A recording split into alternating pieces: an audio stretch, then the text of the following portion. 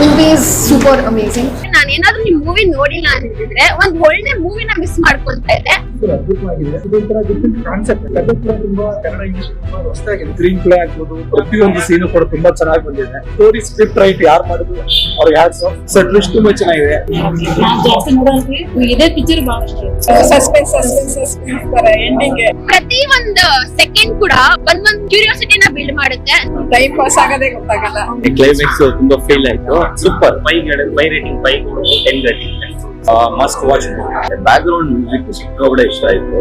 ಮತ್ತೆ very gripping, thrilling ಆಗಿತ್ತು. Last scene ಅಂತೂ ಎಕ್ಸ್ಪೆಕ್ಟೇ ಮಾಡಕ್ಕಾಗಿಲ್ಲ. ಆಕ್ಚುಲಿ ಕ್ಲೈಮ್ಯಾಕ್ಸ್ ಎಕ್ಸ್ಪೆಕ್ಟ್ ಮಾಡಿರ್ಲಿಲ್ಲ. Last super movie sir.